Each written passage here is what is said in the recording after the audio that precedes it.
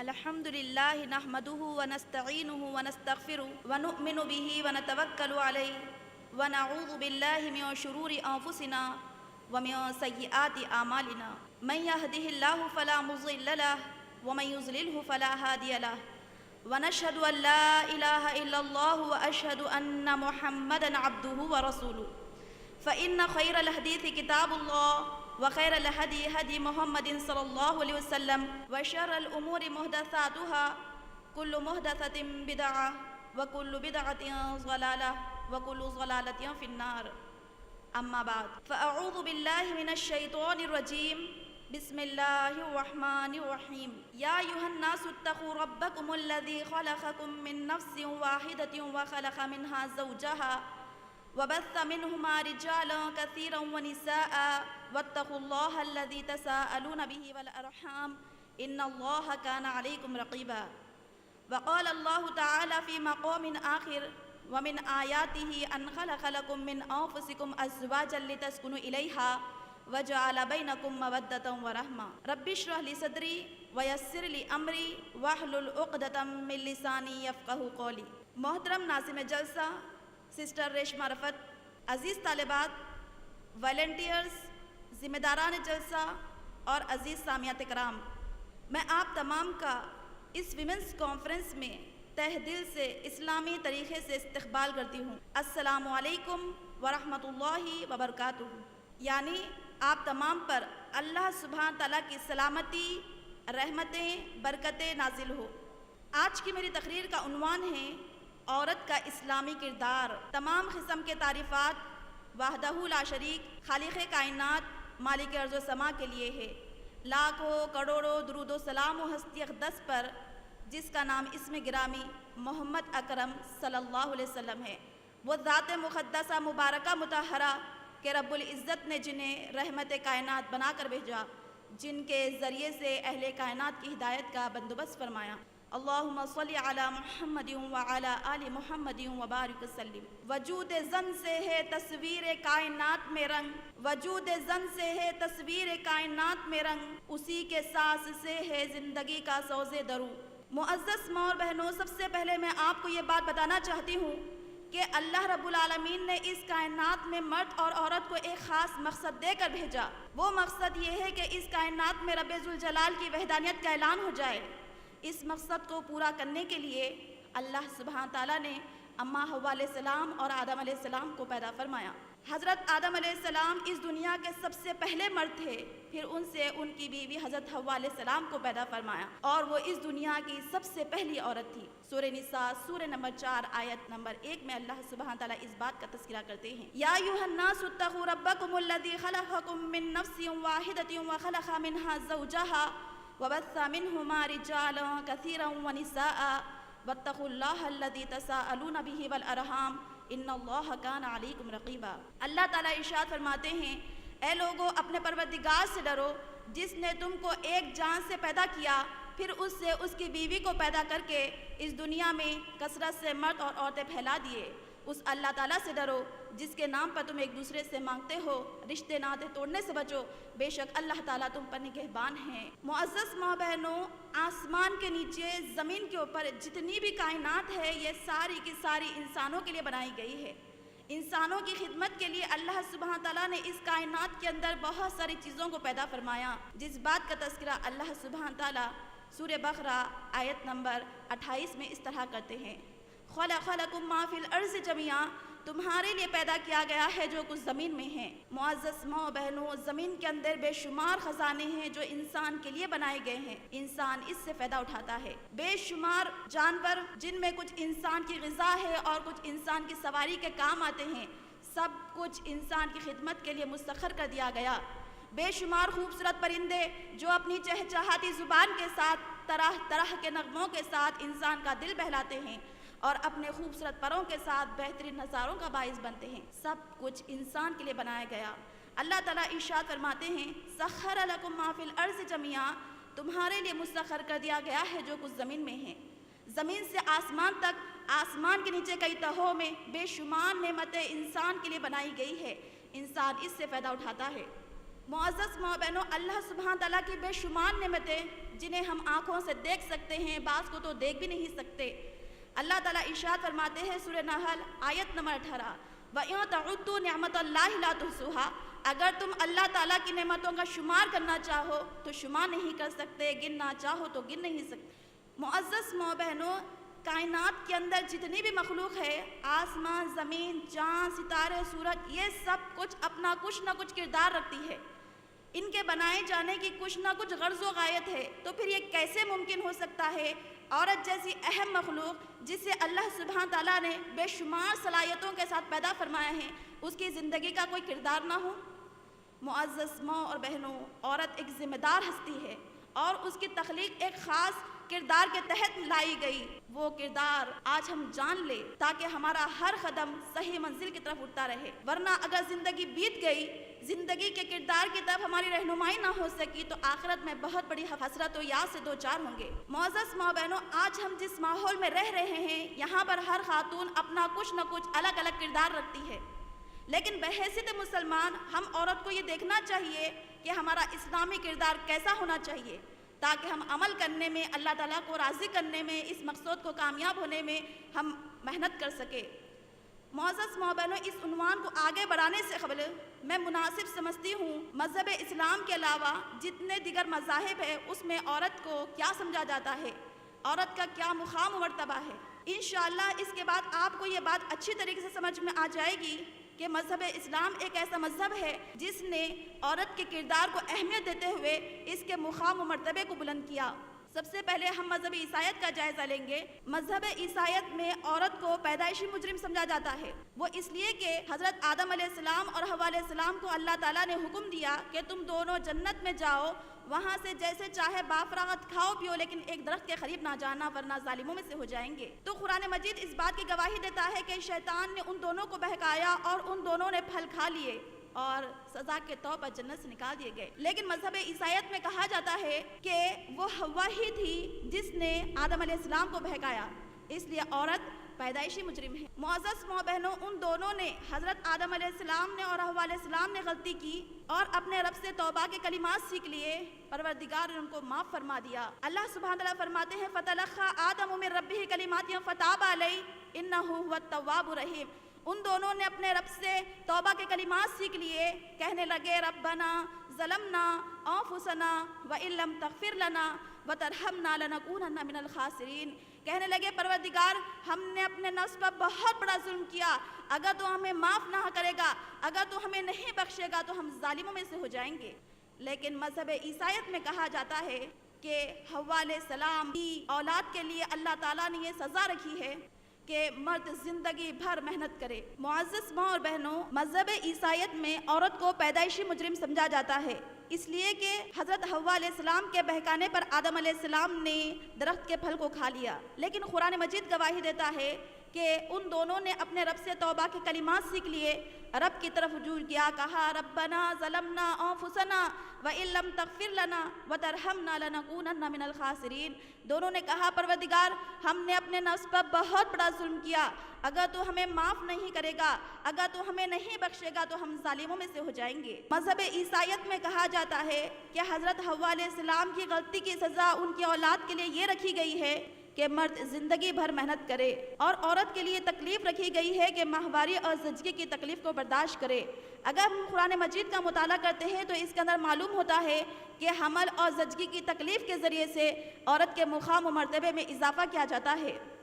سورہ احقاف آیت نمبر 14، وَوَصَّيْنَا الْإِنسَانَ بِوَالِدَيْهِ إِحْسَانًا حَمَلَتْهُ أُمُّهُ وَهْنًا عَلَى وَهْنٍ وَفِصَالُهُ فِي عَامَيْنِ أَنِ اشْكُرْ لِي وَلِوَالِدَيْكَ إِلَيَّ الْمَصِيرُ۔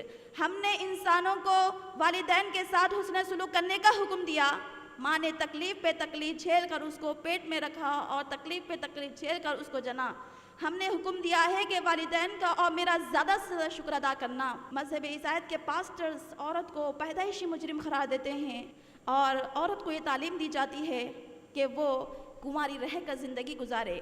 اور مرد راہب بن کر رہنے کو اپنے لیے اعزاز سمجھتے ہیں، اور مذہب عیسائیت میں عورت کو معرفت الہی کے راستے میں رکاوٹ سمجھتے ہیں۔ معزز ماں و بہنوں، آپ بتائیے، جس معاشرے میں عورت کو پیدائشی مجرم سمجھا جائے، معرفت الہی کے راستے میں رکاوٹ سمجھا جائے، وہ معاشرہ عورت کو اور کیا مقام دے سکتا ہے؟ یہودیوں کے یہاں یہودی لوگ ایک عورت بن کے پیدا ہونے کو اپنے لیے بہت معیوب بات سمجھتے ہیں۔ بدھزم میں بدھسٹ کہتے ہیں اگر ایک پرفیکٹ مین بننا ہے تو عورت سے کنارہ کشی ضروری ہے۔ ایرانی سماج میں عورتوں کو پراپرٹی سمجھا جاتا ہے کہ مرد ان کا جس طرح چاہے استعمال کرے۔ معزز ماں بہنوں، آپ یہ بتائیے، جس معاشرے میں عورت کو پراپرٹی سمجھا جائے، مرد اس کا جس طرح چاہے استعمال حلال سمجھے، وہ معاشرہ عورت کو اور کیا مقام دے سکتا ہے؟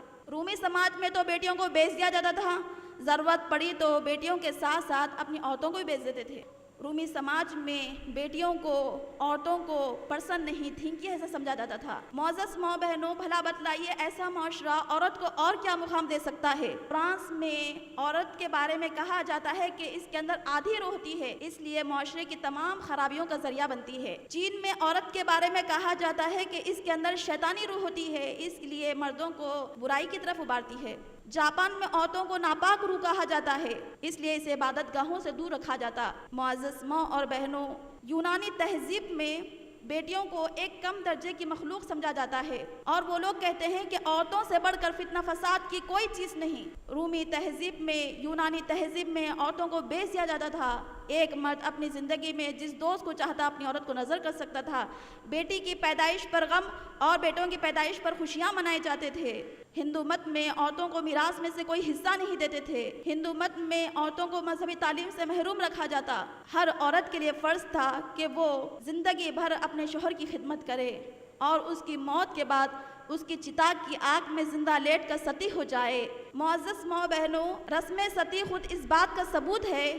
ہندو مت میں عورتوں کو کوئی مقام و مرتبہ حاصل نہ تھا، اس کو وراثت سے بھی محروم کر دیتے تھے۔ حق ملکیت اس کو حاصل نہ تھا، اسے مذہبی تعلیم سے محروم کر دیا جاتا۔ امریکہ اور یورپ آج بھی عورت کو تجارتی اشیاء کی خرید و فروخت کے لیے استعمال کرتی ہے۔ امریکہ اور یورپ عورت کو ایڈورٹائزمنٹ کمپنیز کا ایک جز سمجھتی ہے۔ معزز ماں بہنوں، فرانس میں ایک جلسے کا انعقاد کیا گیا جس میں اس بات پر غور کیا گیا کہ عورت انسان ہوتی ہے یا نہیں۔ کانفرنس کے اختتام پر یہ طے پایا کہ عورت انسان تو ہوتی ہے لیکن مرد کی خدمت کے لیے بنائی گئی۔ معزز ماں بہنوں، بھلا بتلائیے، جس معاشرے میں عورت کے لیے ایسے الفاظ استعمال کیے جائے، وہ معاشرہ عورت کو کیا مقام دے سکتا ہے؟ جس ماحول میں ہمارے پیارے نبی صلی اللہ علیہ وسلم کو مبعوث کیا گیا، جزیرے عرب میں تو بیٹیوں کو بیچ دیا جاتا تھا، ضرورت پڑی تو اپنی عورتوں کو بیچ دیتے تھے۔ عورت بیچی اور خریدی جاتی تھی۔ ایک مرد اپنی زندگی میں جتنی عورتوں کو چاہتا نکاح میں رکھ لیتا اور جتنی مرتبہ چاہتا اپنی عورت کو طلاق دے دیتا۔ نکاح اور طلاق پر کوئی پابندی نہیں تھی، ایک مرد اپنی عورت کو جتنی مرتبہ چاہتا طلاق دے دیتا اور عدت ختم ہونے سے پہلے رجوع کر لیتا۔ معزز ماں بہنوں، عرب میں یہ بات فرض تھی کہ جس عورت کا شوہر مر جائے، جس طرح وراثت کی چیزیں اولاد میں تقسیم ہوتی ہے، اسی طریقے سے بیوی بھی اولاد کے حصے میں آ جائے۔ جزیرے عرب میں جس عورت کا شوہر مر جاتا، اس کو 2 سال کے لیے مکہ مکرمہ کے باہر کال کوٹری میں قید کر دیا جاتا اور اسے نان نفقہ بھی نہیں دیا جاتا، اسے ضروریات زندگی بھی پوری نہیں دی جاتی۔ جب یہ 2 سال کی زندگی کاٹ کر وہ واپس آتی تو اس کے منہ کو سیاہ کر کے مکہ مکرمہ میں پھرایا جاتا، پھر اسے گھر میں رہنے کی اجازت دی جاتی۔ معزز ماں بہنوں، اب شوہر مارا اپنی خزا سے، بھلا اس میں عورت کا کیا قصور ہے؟ جزیرے عرب میں بیٹی کو زندہ درگور کر دیا جاتا تھا۔ اللہ تعالیٰ ارشاد فرماتے ہیں وَإِذَا الْمَوْءُودَةُ سُئِلَتْ، جب زندہ گاڑی ہوئی عورتوں سے پوچھا جائے گا تجھے کس جرم کی وجہ سے قتل کر دیا گیا تھا۔ معزز ماں اور بہنوں، جب بھی جزیرہ عرب میں بیٹیوں کی پیدائش کی خوشخبری سناتی تو مرد لوگ اپنے چہروں کو مایوسی کے ساتھ نظریں جھکا لیتے تھے۔ اللہ تعالیٰ ارشاد فرماتے ہیں وَإِذَا بُشِّرَ أَحَدُهُمْ بِالْأُنثَىٰ ظَلَّ وَجْهُهُ مُسْوَدًّا وَهُوَ كَظِيمٌ، جب ان کے یہاں اولاد کی بیٹی ہونے کی خوشخبری سنائی جاتی تو مرد حضرات اپنے چہروں کو شرمندگی کے ساتھ نیچے کر لیتے اور دل ہی دل میں گھٹنے لگ جاتے۔ معزز ماں بہنوں، دنیا کے ہر مذہب کی تاریخ گواہ ہے کہ عورت کو دنیا میں کوئی مقام، وہ مرتبہ حاصل نہ تھا، اس کے وجود کو ذلت، شرم، گناہ کا وجود خیال کیا جاتا تھا، بیٹی کی پیدائش کو اپنے لیے معیوب سمجھا جاتا تھا، عورت بیچی اور خریدی جاتی تھی۔ ایسے ماحول میں جبکہ چاروں طرف عورت کو مظلوم کیا جا رہا تھا، اللہ سبحانہ تعالیٰ نے پیارے نبی صلی اللہ علیہ وسلم کو اسلام کی نعمت دے کر بھیجا۔ آپ صلی اللہ علیہ وسلم کی تشریف آوری عورت کے حق میں فرشتہ رحمت ثابت ہوئی۔ نبی صلی اللہ علیہ وسلم نے عورت کے مقام و مرتبے کو بلند کرتے ہوئے اعلان فرما دیا، اے لوگو، جس عورت کی تم بے عزتی کرتے ہو، جس عورت کو تم صرف ایک ادنا چیز سمجھتے ہو، جس عورت کو تم صرف اپنی ضروریات کا سامان سمجھتے ہو، اے لوگو تمہیں پتہ نہیں وہ عورت ایک ماں بھی ہے، وہی عورت ہے جس کے قدموں کے نیچے جنت ہے۔ فرمایا، بیٹی کی پیدائش کو اپنے لیے عیب سمجھنے والوں، بیٹی پیدائش پر اپنے چہروں کو جھکا لینے والوں، یاد رکھو یہ وہی بیٹی ہے۔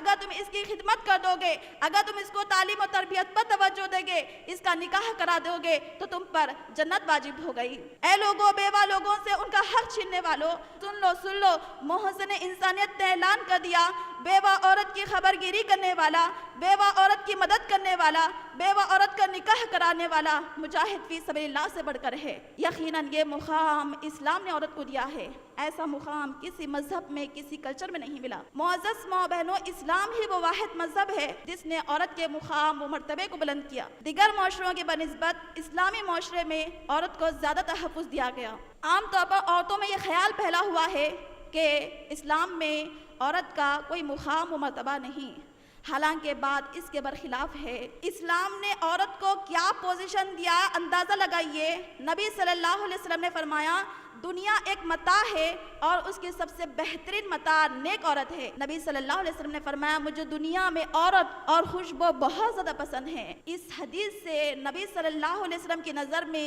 اسلام کی نظر میں عورت کا بلند ترین مقام معلوم ہوتا ہے۔ معزز ماں بہنوں، اسلامی معاشرے میں عورت کو وہ اعلیٰ مقام دیا گیا جو کسی مذہب میں، کسی کلچر میں نہیں دیا گیا۔ کیا ہم خواتین اس بات کو نہیں جانتے، اسلام نے عورت کو حق مہر دے رکھا ہے، حق نان نفقہ دے رکھا ہے، حق خلا دے رکھا ہے، حق وراثت دے رکھا ہے، حق اظہار رائے دے رکھا ہے، حق نے حسن سلوک دے رکھا ہے۔ معزز ماں بہنوں، یقیناً اسلام نے عورت کے ایسے حقوق متعین کر دیے جو ان کی باعزت اور مطمئن زندگی کی ضمانت ہے۔ نبی صلی اللہ علیہ وسلم حجۃ الوداع کے موقع پر عورتوں کو فراموش نہیں کیا۔ فرمایا، اے مردوں، عورتوں کے ساتھ بہتر سلوک کرنا، اس لیے کہ وہ تمہارے پاس بمنزلہ قیدی کے ہے۔ ان کے ساتھ سختی صرف اس صورت میں کی جا سکتی ہے جبکہ ان کی طرف سے کھلی ہوئی بے حیائی ظاہر ہو جائے۔ جب ان کی طرف سے کھلی ہوئی بے حیائی ظاہر ہو جائے تو ان کے بستروں سے الگ ہو جاؤ، اور انہیں تم مار بھی سکتے ہو لیکن سخت مار نہ ماننا۔ نبی صلی اللہ علیہ وسلم نے فرمایا، تم سب میں سب سے بہترین لوگ وہ ہے جس کے اخلاق سب سے اچھے ہیں، اور فرمایا، تم سب مردوں میں سب سے بہترین مرد وہ ہے جو اپنی عورت کے ساتھ سلوک میں بہتر ہو۔ گویا اسلام مرد کی خوش اخلاقی اور عمدگی کے سرٹیفکیٹ بیوی کے حوالے کرتا ہے۔ اگر یہ بیوی کہہ دے کہ میرا شوہر اخلاق والا ہے تو اس سے بڑھ کر دنیا میں خوش اخلاق والا آدمی نہیں کہلایا جائے گا۔ والدین اپنے بیٹے کی تعریف کر سکتے ہیں کیونکہ وہ ان کے والدین ہیں، آدمی کی تعریف اس کے دوست کر سکتے ہیں، رشتہ دار کر سکتے ہیں، لیکن عورت اس بات کی گواہی دے دے کہ میرا شوہر خوش اخلاق والا ہے تو اس سے بڑھ کر دنیا میں کوئی مرد سمجھا نہیں جائے گا۔ معزز ماں بہنوں، اس لیے کہ جب آدمی اپنے گھر کو آتا ہے تو غصے کا اظہار بار بار بیوی کے سامنے کرتا رہتا ہے۔ ایک آدمی اپنے رشتہ داروں کے ساتھ مسکرا سکتا ہے، اپنے والدین کے ساتھ مسکرا سکتا ہے، دوست احباب کے ساتھ مسکرا سکتا ہے، لیکن غصے کا اظہار بار بار بیوی کے سامنے کرتا رہتا ہے۔ اس کے برعکس اگر کوئی آدمی اپنی عورت کے ساتھ سلوک میں بہتر ہو تو اس سے عمدہ اخلاق والا آدمی دنیا میں کوئی نہیں ہے۔ نبی صلی اللہ علیہ وسلم نے فرمایا، تم سب مردوں میں سب سے بہترین مرد وہ ہے جو اپنے عورتوں کے ساتھ سلوک میں بہتر ہو۔ گویا اسلام مرد کی خوش اخلاقی اور عمدگی کی سرٹیفکیٹ بیوی کے حوالے کرتا ہے۔ اگر بیوی کہہ دے کہ میرا شوہر اخلاق والا ہے تو اس سے بہتر اخلاق والا کوئی مرد نہیں سمجھا جائے گا۔ معزز ماں بہنوں، یہ عورت کو اسلام نے یہ مقام دیا ہے کہ فرشتے کے ذریعے سے عورت کو سلام بھیجایا ہے۔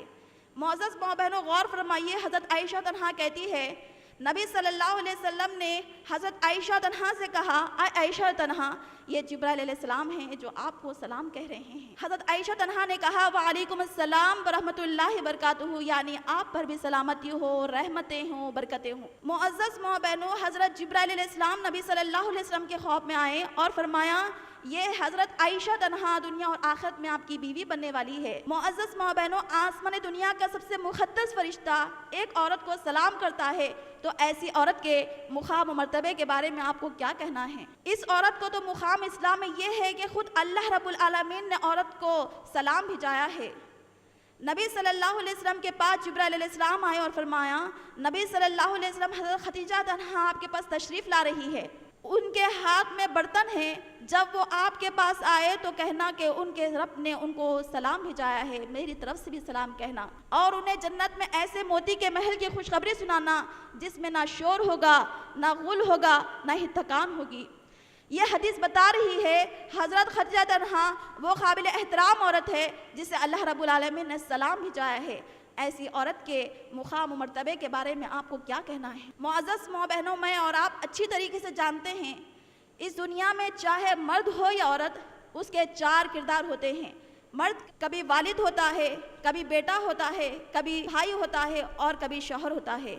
اسی طریقے سے عورت کبھی ماں ہوتی ہے، کبھی بیوی ہوتی ہے، کبھی بیٹی ہوتی ہے اور کبھی بہن ہوتی ہے۔ عورت اگر ماں کے کردار میں ہو تو اسلام اس کے ساتھ حسن سلوک کی ہم کو ترغیب دیتا ہے۔ معزز ماں بہنوں، اسلام میں ماں کی بہت زیادہ اہمیت بتائی گئی۔ قرآن مجید میں بار بار اللہ سبحانہ تعالیٰ نے جہاں اپنے حق کا تذکرہ فرمایا ہے، وہاں پر ماں کے حقوق کا بھی تذکرہ فرمایا۔ بار بار والدہ کے ساتھ حسن سلوک کرنے کا اللہ تعالیٰ ہم کو حکم دیتے ہیں۔ اسلام عورت کے کردار میں ہو، اسلام ماں کے کردار میں ہو تو ہم کو اس کے ساتھ حسن سلوک کی ترغیب دیتا ہے، یہاں تک کہ ان کے سامنے جھڑکنے، اف تک کہنے سے ہم کو منع کرتا ہے۔ ماں کا مقام بہت بڑا ہے، ماں کی ہستی بہت زیادہ اونچی ہے۔ اللہ تعالیٰ ارشاد فرماتے ہیں سورہ احقاف آیت نمبر 15، وَوَصَّيْنَا الْإِنسَانَ بِوَالِدَيْهِ إِحْسَانًا حَمَلَتْهُ أُمُّهُ كُرْهًا وَوَضَعَتْهُ كُرْهًا وَحَمْلُهُ وَفِصَالُهُ 30 شهرًا حَتَّى إِذَا بَلَغَ أَشُدَّهُ وَبَلَغَ 40 سَنَةً۔ ہم نے انسانوں کو والدین کے ساتھ حسن سلوک کرنے کا حکم دیا۔ ماں نے تکلیف پہ تکلیف، تکلیف پہ تکلیف جھیل کر اس کو پیٹ میں رکھا اور 2 سال تک دودھ پلایا۔ اس کے حمل کا اور اس کے دودھ جھڑانے کا زمانہ 2 سال کا ہے۔ معزز ماں اور بہنوں، ماں کے ساتھ حسن سلوک کرنے کے بارے میں بہت ساری حدیث بھی آئی ہے، جیسا کہ مشہور حدیث سے حضرت ابو ہریرہ رضی اللہ عنہ سے روایت ہے، ایک شخص نبی صلی اللہ علیہ وسلم کے پاس آیا اور کہنے لگا، نبی صلی اللہ علیہ وسلم، میرے رشتہ داروں میں میرے حسن سلوک کا سب سے زیادہ حقدار کون ہے؟ میں کس کے ساتھ اچھا کروں؟ میں کس کے ساتھ اچھا رہوں؟ میں کس کے ساتھ نیکیاں کروں؟ میں کس کے ساتھ زیادہ وقت دوں؟ تو نبی صلی اللہ علیہ وسلم نے فرمایا، تیری ماں۔ سائل نے دوسری مرتبہ پوچھا، نبی صلی اللہ علیہ وسلم، میرے رشتہ داروں میں میرے حسن سلوک کا سب سے زیادہ حقدار کون ہے؟ نبی صلی اللہ علیہ وسلم نے فرمایا، تیری ماں۔ سائل نے تیسری مرتبہ پوچھا، نبی صلی اللہ علیہ وسلم، میرے رشتہ داروں میں میرے حسن سلوک کا سب سے زیادہ حقدار کون ہے؟ میں کس کے ساتھ اچھا رہوں؟ میں کس کے ساتھ بہتر سلوک کروں؟ میں کس کے ساتھ زیادہ وقت رہوں؟ تو نبی صلی اللہ علیہ وسلم نے فرمایا، تیری ماں۔ سائل نے چوتھی مرتبہ پوچھا، نبی صلی اللہ علیہ وسلم، میرے رشتہ داروں کا میرے حسن سلوک کا سب سے زیادہ حقدار کون ہے؟ نبی صلی اللہ علیہ وسلم نے فرمایا، تیری والد۔ معزز ماں بہنوں، بچے کو جنم دینے پر عورت کا مقام اسلام میں 3 گنا زیادہ اضافہ کر دیا جاتا ہے۔ نبی صلی اللہ علیہ وسلم نے ایک مرتبہ فرمایا، وہ شخص ذلیل ہو جائے، وہ شخص کی ناک خاک آلود ہو جائے، وہ شخص برباد ہو جائے، وہ شخص ذلیل و رسوا ہو جائے۔ صحابہ کرام نے حیرت میں ہو کر پوچھا، نبی صلی اللہ علیہ وسلم، آپ ہمیں بتا دیجئے آپ کس کے بارے میں لعنت پیش کر رہے ہیں؟ نبی صلی اللہ علیہ وسلم نے فرمایا، وہ بد نصیب شخص جس نے اپنے والدین کو ضعیفی کی حالت میں پایا اور ان کے ساتھ بہتر سلوک کر کے ان کی خدمت کر کے جنت کو حاصل نہ کر سکا۔ معزز ماں بہنوں، اسلام میں ہمارا کردار یہ ہونا چاہیے، اگر ہمارے والدین ہوں تو ہم ان کے ساتھ بہتر سلوک کریں۔ ان کے سامنے اف تک کہنے، ان کو جھڑکنے سے اسلام ہم کو منع کرتا ہے۔ اسلام میں ایک عورت کی دوسری حیثیت بیوی کی ہوتی ہے۔ اسلام میں ایک عورت کا دوسرا کردار بیوی کی حیثیت سے ہوتا ہے، اور یہ کردار نکاح کے ذریعے سے وجود میں آتا ہے۔ نکاح کے ذریعے سے صرف 2 دلوں کا ملن نہیں بلکہ پورے خاندان کا ملن ہوتا ہے۔ اللہ رب العالمین نے جب حضرت آدم علیہ السلام کو پیدا فرمایا تو وہ جنت کی نعمتوں میں رہ رہے تھے، مگر پھر بھی ان کی طبیعت کے اندر ایک اضطراب اور بے چینی تھی۔ اس اضطراب اور بے چینی کو دور کرنے کے لیے اللہ تعالیٰ نے اماں حوا علیہ السلام کو پیدا فرمایا، کیوں لیسکن الیہا، کہ آپ ان سے سکون پائے۔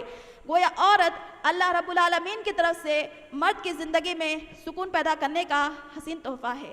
ہمارے پیارے نبی صلی اللہ علیہ وسلم نے ہر عورت کے لیے ایسے چند اوصاف بیان فرما دیے جس پر ہر بیوی عمل کر کے جنت میں آسانی کے ساتھ داخل ہو سکتی ہے۔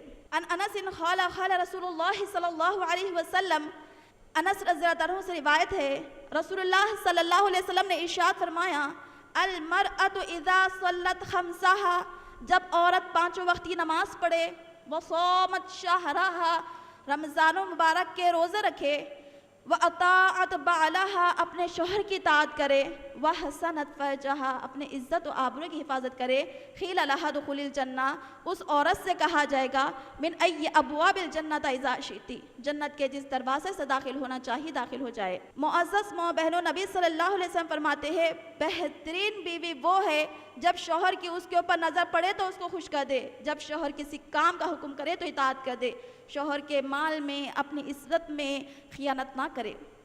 حضرت کعب بن عجرہ رضی اللہ عنہ بیان کرتے ہیں، ایک مرتبہ نبی صلی اللہ علیہ وسلم ہم صحابہ کرام رضی اللہ عنہ کے ساتھ بیٹھے ہوئے تھے، کہنے لگے، کیا میں آپ لوگوں کو جنتی عورتوں کے اوصاف نہ بتاؤں؟ صحابہ کرام نے کہا، کیوں نہیں نبی صلی اللہ علیہ وسلم؟ نبی صلی اللہ علیہ وسلم فرماتے ہیں، جنتی عورت وہ ہوتی ہے جو اپنے شوہر سے بہت زیادہ محبت کرنے والی، شوہر سے بہت زیادہ منانے والی، بہت زیادہ بچے پیدا کرنے والی ہوتی ہے۔ جب شوہر کے حق میں اس کی طرف سے کچھ بھی نافرمانی ہوتی ہے تو فوراً معافی مانگ لیتی ہے، کہتی ہے، اے شریک حیات، ہم آپ کے پاس سے تب تک نہیں ہٹیں گے جب تک کہ آپ ہمیں معاف نہ کر دے۔ معزز ماں بہنوں، ایک بیوی کا اسلام میں یہ کردار ہونا چاہیے کہ وہ اپنے شوہر کی زیادہ سے زیادہ شکر گزاری کرے۔ میری ماں اور بہنوں، شوہر کی ناشکری کرنا حرام ہے اور گناہ کبیرہ ہے۔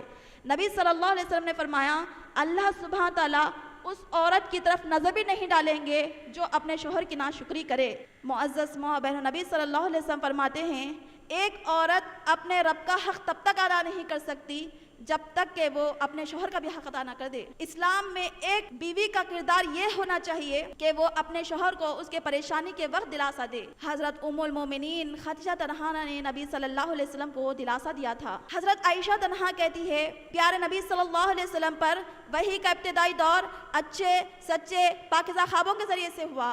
آپ خواب میں جو کچھ بھی دیکھتے وہ صبح کی روشنی کی طرح صحیح اور سچا ثابت ہوتا۔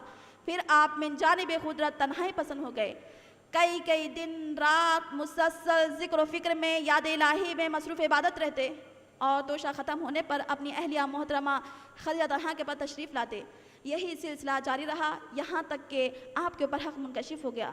ایک مرتبہ آپ غار حرا میں مصروف عبادت تھے، اچانک جبرائیل علیہ السلام آپ کے پاس آئے اور کہنے لگے، اقرا پڑھو۔ نبی صلی اللہ علیہ وسلم نے فرمایا، ما انا بخاری، میں پڑھا ہوا نہیں ہوں۔ اس بات پر فرشتے نے مجھے اس طرح جھنجھوڑا پکڑا گویا میری جان نکل گئی۔ فرمایا، اقرا پڑھو۔ نبی صلی اللہ علیہ وسلم نے فرمایا، ما انا بخاری، میں پڑھا ہوا نہیں ہوں۔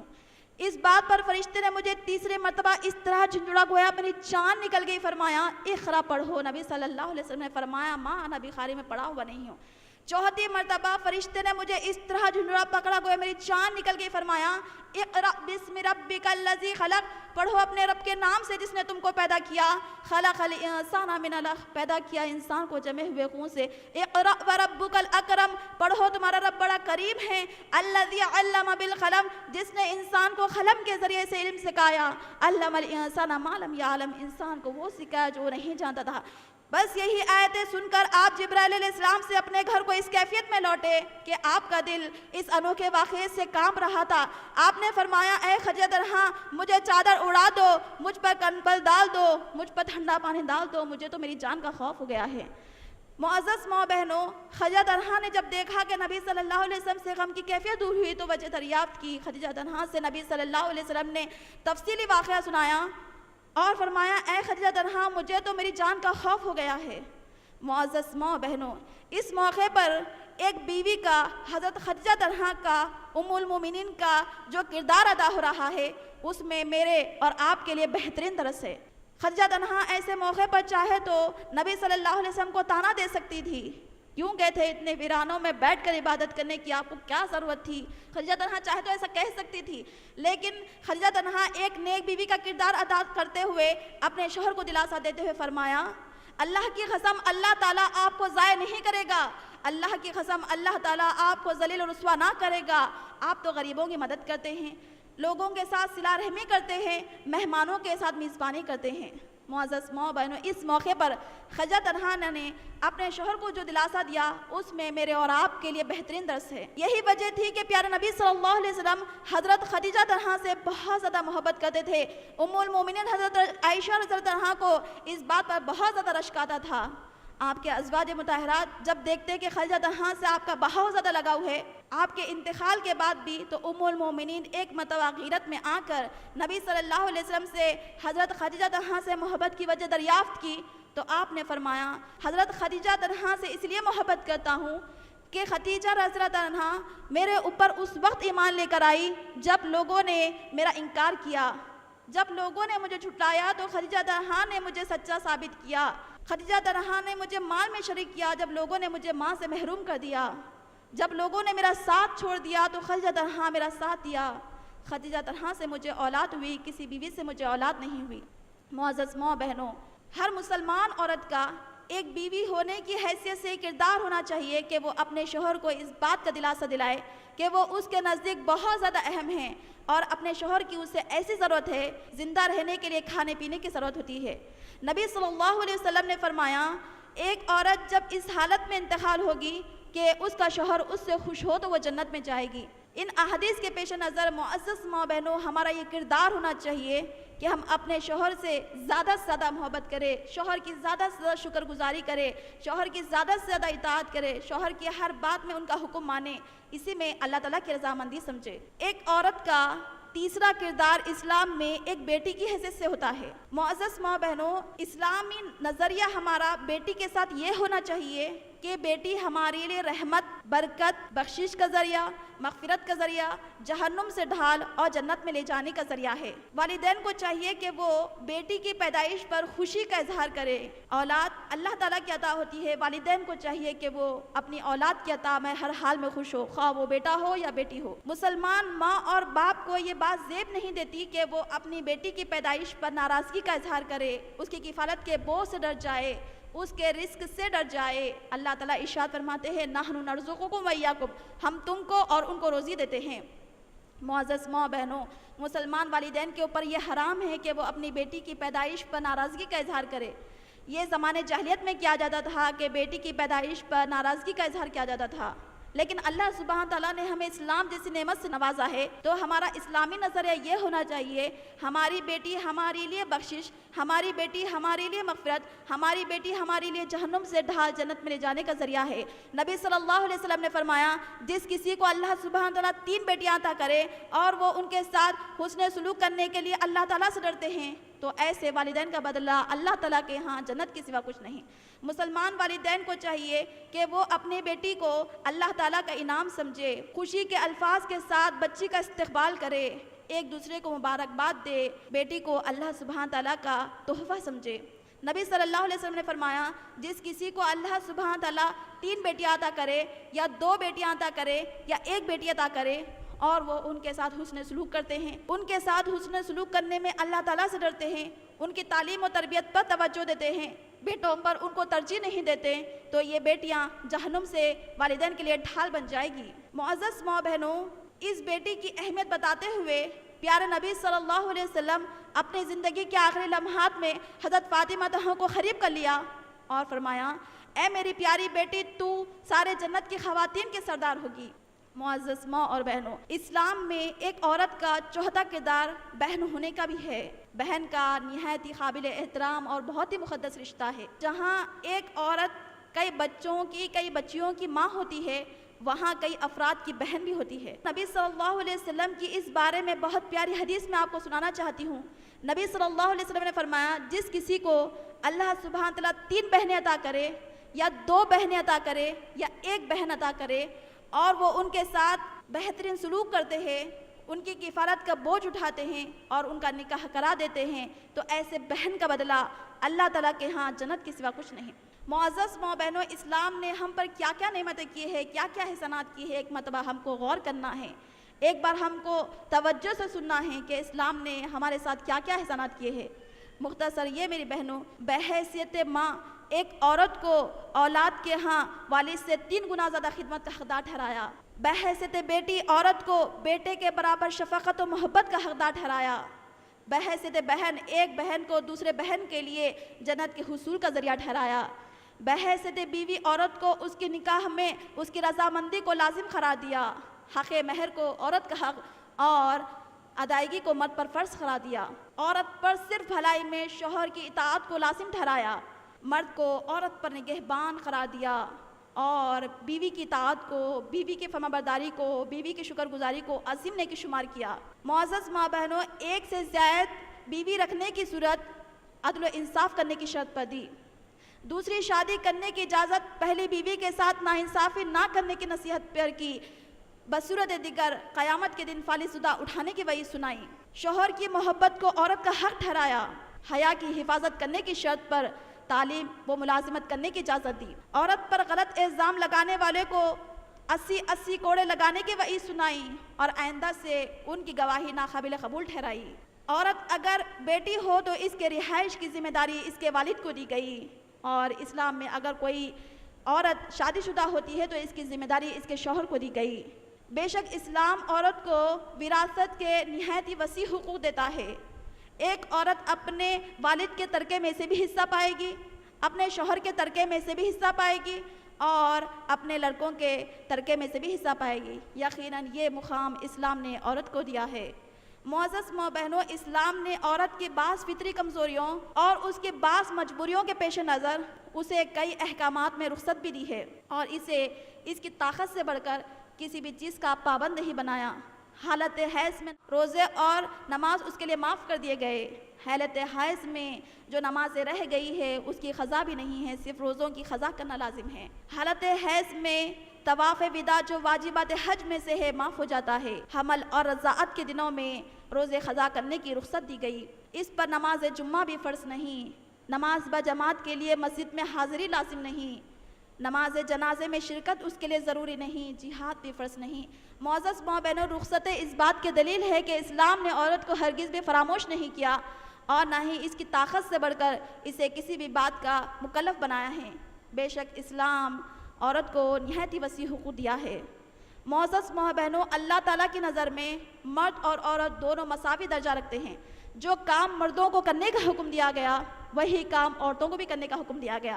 مثلا مرد کو ایک اللہ پر ایمان رکھنے کا حکم دیا گیا تو عورتوں کو بھی ایک اللہ پر ایمان رکھنے کا حکم دیا۔ مردوں کو بھی اللہ پر، رسولوں پر، کتابوں پر، فرشتوں پر، آخرت پر، تقدیر پر ایمان رکھنے کا حکم دیا تو وہیں عورتوں کو بھی اللہ پر، رسولوں پر، کتابوں پر، فرشتوں پر، آخرت پر تقدیر رکھنے کا حکم دیا۔ جتنے بھی عبادتیں ہیں، عبادتوں پر عمل کا طریقہ مردوں اور عورتوں دونوں کے لیے اللہ تعالیٰ نے ایکول رکھا ہے۔ نماز، روزہ، زکوٰۃ، حج کی ادائیگی کا حکم مردوں اور عورتوں دونوں کے لیے ایکول ہے۔ اس سے یہ بات ہم کو معلوم ہوتی ہے کہ اسلام نے عورت کو کبھی بھی کم نہیں سمجھا۔ معزز ماں بہنوں، اللہ سبحانہ تعالیٰ نے جتنے احکامات دیے ہیں، جتنے عبادات دیے ہیں، عبادت پر عمل کا طریقہ مردوں اور عورتوں دونوں کے لیے ایکول ہے۔ جتنے بھی سزائیں اللہ تعالیٰ نے قرآن مجید میں بتائے ہیں وہ مردوں اور عورتوں دونوں کے لیے ایکول ہے۔ اللہ تعالیٰ فرماتے ہیں چوری کرنے والے مرد اور عورت کے ہاتھ کاٹ دو، زنا کرنے والے مرد اور عورت کو 100 کوڑے لگاؤ۔ قتل قصاص میں مرد کے بدلے مرد اور عورت کے بدلے عورت قتل کی جائے گی۔ جتنے بھی نیکی کے کام ہیں، نیکی کا اجر و ثواب اللہ تعالیٰ کے نزدیک مرد اور عورت دونوں کے لیے ایکول ہے۔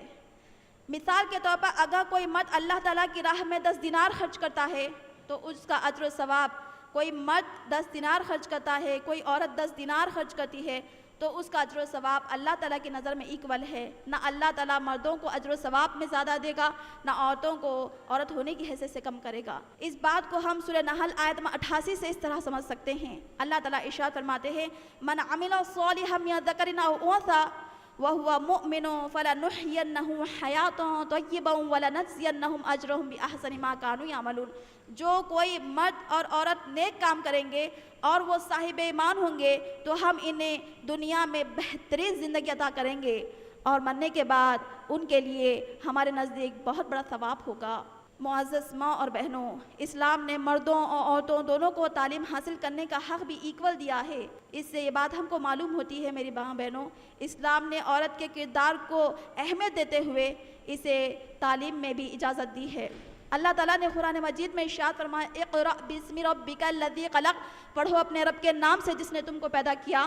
تو یہ آیت مرد اور عورت دونوں کے لیے اکول ہے۔ اللہ سبحانہ تعالیٰ نے اس آیت میں یہ نہیں کہا مردوں صرف تم ہی علم حاصل کرو، بلکہ یہ آیت مردوں اور عورتوں دونوں کے لیے اکول ہے۔ جتنا مردوں کو تعلیم حاصل کرنے کا حکم دیا گیا اتنا ہی عورتوں کو دیا گیا۔ نبی صلی اللہ علیہ وسلم نے فرمایا طلب العلم فریضۃ علی کل مسلم و مسلمہ، علم کا حاصل کرنا ہر مسلمان مرد اور عورت پر فرض ہے۔ جب یہ بات صحابیات نے سنی تو پیارے نبی صلی اللہ علیہ وسلم سے ایسا علم حاصل کیا جس کی وجہ سے کئی اسلامی اسکالرز وجود میں آئیں۔ حضرت عائشہ عنہا نے پیارے نبی صلی اللہ علیہ وسلم سے اتنا علم حاصل کیا ان کی وجہ سے 88 اسکالرز وجود میں آئے۔ حضرت عائشہ عنہا علم میں بہت زیادہ آگے خاتون تھی۔ حضرت عروہ صحابی کہتے ہیں میں نے تفسیر القرآن میں، علم الوراثت میں، حلال اور حرام کی تفسیر میں، ادب و شاعری میں حضرت عائشہ کے جیسا عالمہ ہسٹری میں نہیں دیکھا۔ جب بھی صحابہ کرام محترم کو کوئی مسئلہ درپیش ہوتا تو وہ ریسپیکٹ سے، ادب سے حضرت عائشہ عنہا سے پوچھتے اما جان اس مسئلے کا حل بتائیے، تو وہ بتایا کرتی تھی۔ حضرت صفیہ عنہا کے بارے میں آتا ہے کہ وہ بہت زیادہ تعلیم یافتہ خاتون تھی، بہت زیادہ فقہ میں ماہر تھی۔ حضرت ام سلمہ عنہا نے نبی صلی اللہ علیہ وسلم سے اتنا علم حاصل کیا ان کی وجہ سے 32 اسکالرز وجود میں آئے۔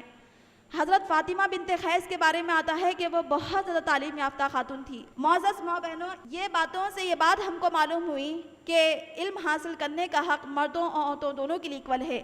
عورت علم حاصل کر سکتی ہے اور پڑھا بھی سکتی ہے۔ بہت سارے لوگ اعتراض کرتے ہیں کہ اللہ سبحانہ تعالیٰ نے عورت کو پیغمبر کیوں نہیں بنایا۔ معزز ماں بہنوں، جہاں ہم اس بات پر غور کریں، پیغمبروں نے دین کی ذمہ داری کو قبول کیا، دین کی سر بلندی کا کام شروع کیا، وہاں پر پیغمبروں کی عورتیں اپنی اپنی قربانیاں دی جس سے دنیا میں دین عام ہوا۔ نبی پروان چڑھا ہے ایک ماں کی گود سے، ایک عورت انبیاء نہیں بنی تو کیا ہوا، انبیاء کی مائیں تو بنی ہیں۔ نبی کو نبی کے مقام پر پہنچانے والی ایک عورت ہے، ولی کو ولی کے مقام پر پہنچانے والی ایک عورت ہے، دین کے داعی کو اس کے مقام تک پہنچانے والی ایک عورت ہے۔ معزز ماں بہنوں، مغرب کی سب سے بڑی غلط فہمی اسلام کے متعلق یہ ہے کہ جنت صرف مردوں کے لیے ہے، عورتوں کا اس کے اندر کوئی دخل نہیں ہے۔ اس غلط فہمی کو ہم سورہ نحل آیت نمبر 127 سے اس طرح دور کر سکتے ہیں، من عمل صالحا من ذکر او انثى وهو مؤمن فاولئک يدخلون الجنة ولا یظلمون نقیرا۔ جو کوئی مرد نیک کام کریں گے، جو کوئی عورت نیک کام کریں گے اور وہ صاحب ایمان ہوں گے تو ہم ان دونوں کو جنت میں داخل کریں گے اور ان کے ساتھ کچھ بھی ظلم نہیں کیا جائیں گا۔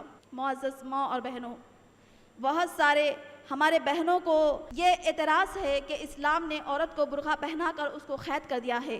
مسلمان عورتوں کو جاننا چاہیے کہ مسلمان عورت کے لیے پردہ اس کے لیے قید نہیں ہے، آزادی کے نام پر، فیشن کے نام پر رکاوٹ نہیں ہے، بلکہ وہ تو ایک نعمت ہے۔ اس نعمت پر عورت کو اللہ تعالیٰ کا شکر گزار رہنا چاہیے۔ یہ دنیا عورت کو ترقی کے نام پر، آزادی کے نام پر عزت نہیں دی، عزت تو صرف اور صرف اسلام نے ہم کو دی ہے۔ پہلے یہ دنیا جس عورت کو اپنی تسکین کا ذریعہ سمجھتے تھے، وہی دنیا آج عورت کو بزنس کو آگے بڑھانے کے لیے استعمال کر رہی ہے۔ آج دنیا کے اندر آپ دیکھ لیجئے، بڑا سا بڑا بزنس، چھوٹا سا چھوٹا بزنس ایسا نہیں ہے جس کے اندر عورت استعمال نہ ہوتی ہو۔ ٹی وی اور انٹرنیٹ پر کوئی ایک ایسا ایڈ نہیں جس کے اندر عورت استعمال نہ ہوتی ہو۔ یہ دنیا ترقی کے نام پر معصوم بہنوں کے ذہنوں پر سائیکولوجیکل وار کر رہی ہے، ان کے ذہنوں کو تبدیل کر رہی ہے۔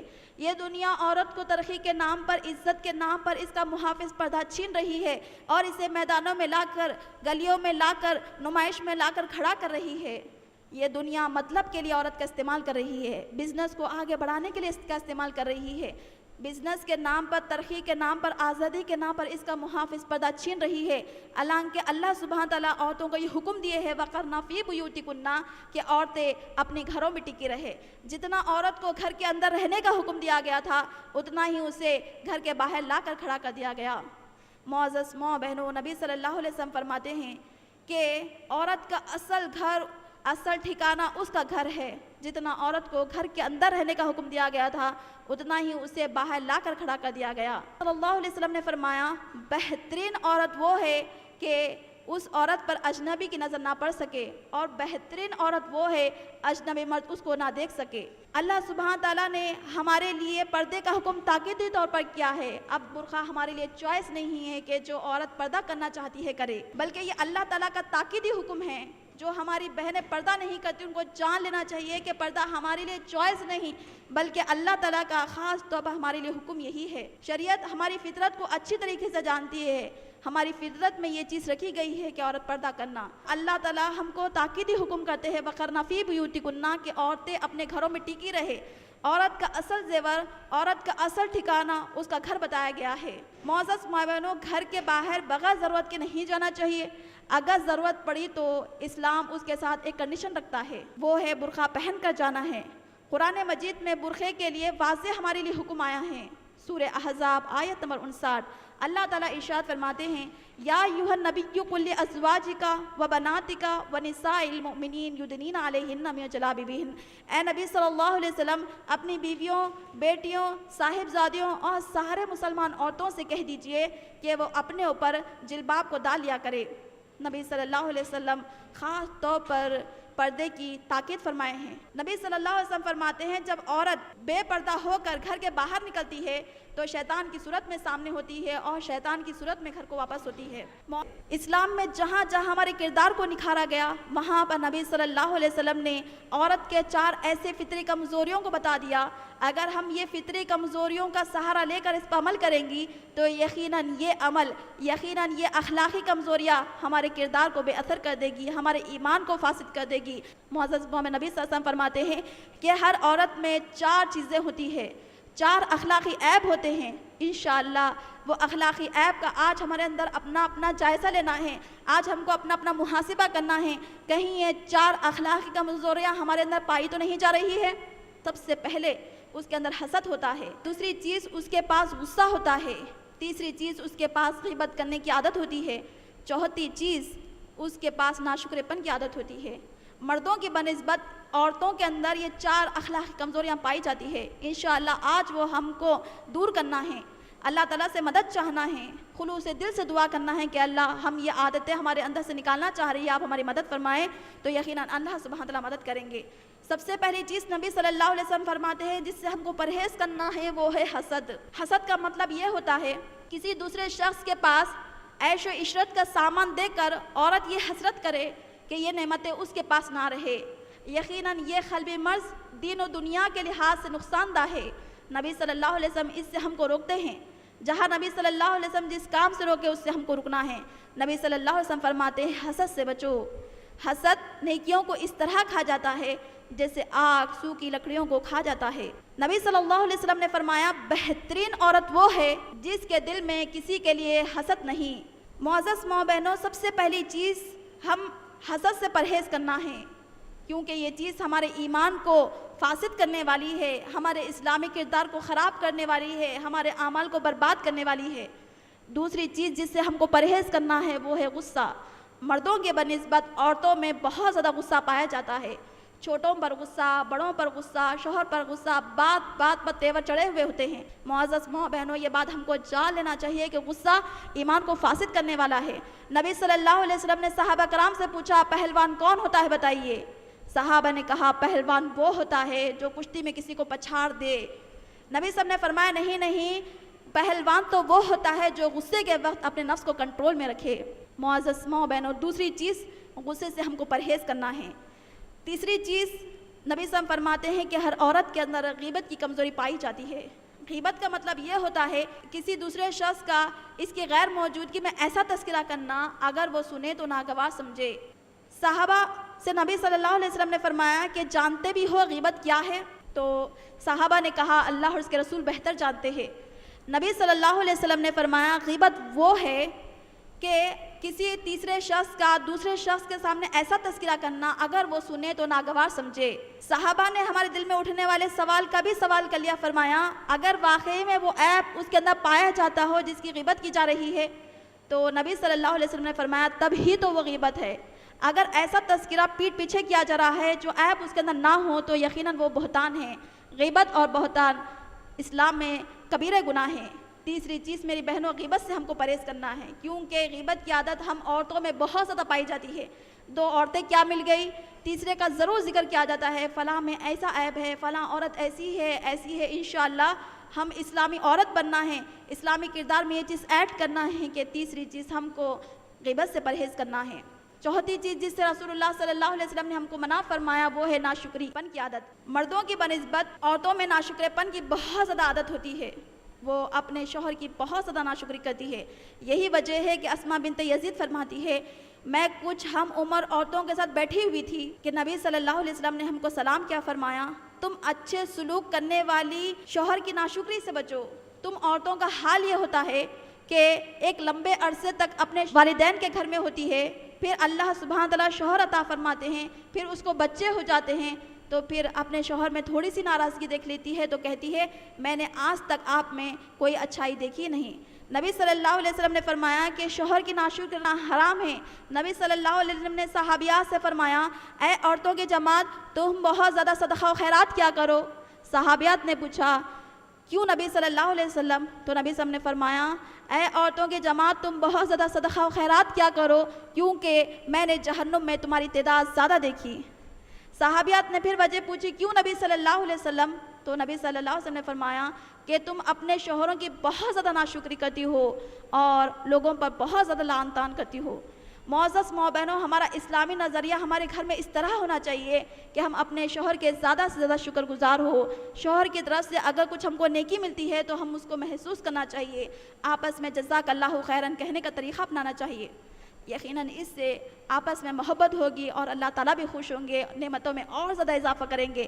اللہ تعالیٰ ارشاد فرماتے ہیں وَإِن تَشْكُرُوا يَرْضَهُ لَكُمْ, اگر تم شکر گزاری کرو گے تو اللہ تعالیٰ تم سے راضی ہو جائے گا. معزز ماں اور بہنوں, مسلمان عورت جھوٹ کی منافقت سے بچنے والی, چغل خوری سے بچ کر اپنی جنت کو بچانے والی, خطا رحمی سے بچ کر اپنے رب کی رحمت کی قدر کرنے والی, زنا جیسی بے شرمی سے بچنے والی, وعدوں کو پورا کرنے والی, سچ بولنے والی, غصے سے پرہیز کرنے والی, بخل سے اپنے آپ کو پناہ دینے والی, پڑوسیوں کے ساتھ بہتر سلوک کرنے والی, بخل سے اپنے آپ کو پناہ دینے والی ہوتی ہے. معزز ماں بہنوں, میں اپنی تقریر کے آخر میں حضرت ام سلمہ سے روایت کردہ ایک بہترین حدیث اور اس کے بعد اس کے شان نزول میں اترنے والی آیت اور اس کا مفہوم سمجھانا چاہتی ہوں. حضرت ام سلمہ تنہا نے ایک مرتبہ پیارے نبی صلی اللہ علیہ وسلم سے یہ وجہ دریافت کی نبی صلی اللہ علیہ وسلم ہم عورتوں کا قرآن مجید میں بہت کم تذکرہ ہوتا ہے, تو اس کے شان نزول میں اللہ سبحانہ تعالیٰ نے سورہ احزاب